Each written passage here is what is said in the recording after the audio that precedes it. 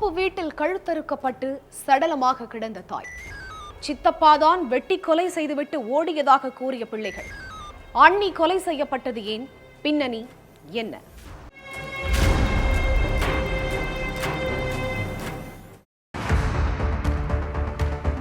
தோப்பு வீட்டுல 3 பிள்ளைகளோட இருந்த சங்கீதா வீட்டுக்கு ஊருக்குள்ள இருக்கிற ஒரு பொண்ணு வந்திருக்காங்க.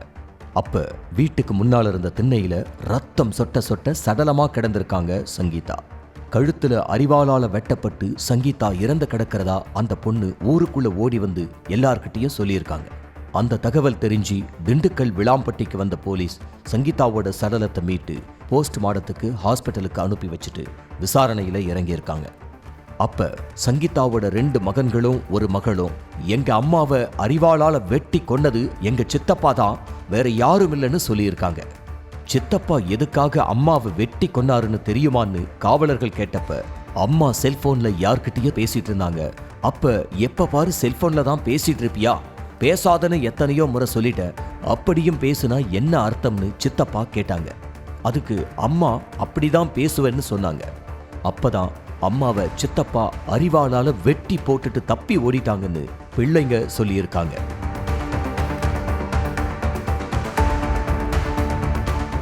அடுத்து கிராமத்துல உள்ளவங்க கிட்ட விசாரிச்சிருக்காங்க போலீஸ். சார், அதெல்லாம் சொல்ல முடியாது, விட்டுருங்கன்னு சொல்லியிருக்காங்க மக்கள். ஆனாலும் விடாம காவலர்கள் துருவி விசாரிச்சிருக்காங்க. அப்பதான் சில விஷயங்களை மக்கள் சொல்லியிருக்காங்க. சங்கீதாவோட கணவர் லட்சுமண துபாயில கட்டட வேலை பார்த்துட்டு இருக்காரு. அவரோட தம்பி சுரேஷ் துபாயில சூப்பர்வைசரா வேலை பார்த்துட்டு இருக்காரு. லட்சுமண துபாய்க்கு போய் 10 வருஷமாகுது. சொந்த ஊருக்கே வரல. சம்பாதிக்கிற பணத்தை மட்டும் மனைவியோட அக்கவுண்ட்டுக்கு அனுப்பிட்டு இருக்காரு. ஆனா சுரேஷ் மட்டும் 6 மாசத்துக்கு ஒரு முறை சொந்த ஊருக்கு வந்துட்டு போறது வழக்கம். அன்னியோட தங்கச்சியவே பெயருக்கு திருமணம் செஞ்சுக்கிட்ட சுரேஷ் அன்னி கூட தான் கணவன் போல வாழ்ந்ததா தெரியுது. ஒரு நாள் அக்கா சங்கீதாவையும் தன்னோட கணவர் சுரேஷையும் எந்த கோலத்துல பார்க்க கூடாதோ அந்த கோலத்துல தங்கச்சி பார்த்திருக்காங்க. ஷாக்கான தங்கச்சி, என் கணவன் தான் எனக்கு ரத்த உறவு இல்ல, ஆனா நீ எல்லாம் எனக்கு அக்காவான்னு சண்டை போட்டதோட பெட்டி படுக்கைய அள்ளிக்கிட்டு தாய் வீட்டுக்கே போயிட்டாங்க.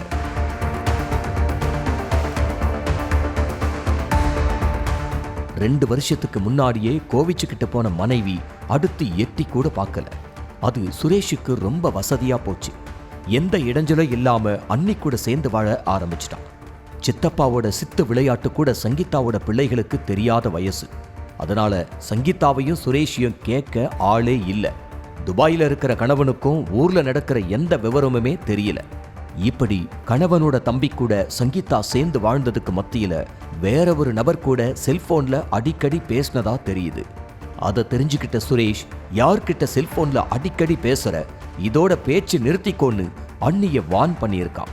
சுரேஷ் வார்னிங் கொடுத்தும் சங்கீதா செல்போன்ல பேசுறத நிறுத்தல. அப்பதான் 2 பேருக்கும் வாக்குவாதம் கைமீறி போயிருக்கு. அதனால டென்ஷனான சுரேஷ் அடுப்படியில கிடந்த அரிவாளை எடுத்து வந்து அண்ணியோட கழுத்திலேயே ஒரே வெட்டா வெட்டி கொன்னுட்டு தப்பிச்சு ஓடியிருக்கான். எஸ்கேப் ஆன சுரேஷை வலை வீசி தேடிட்டு இருக்காங்க போலீஸ். தாயோட தகாத உறவால இப்ப 3 பிள்ளைகள் தான் நிற்கதியா நிக்கிறாங்க.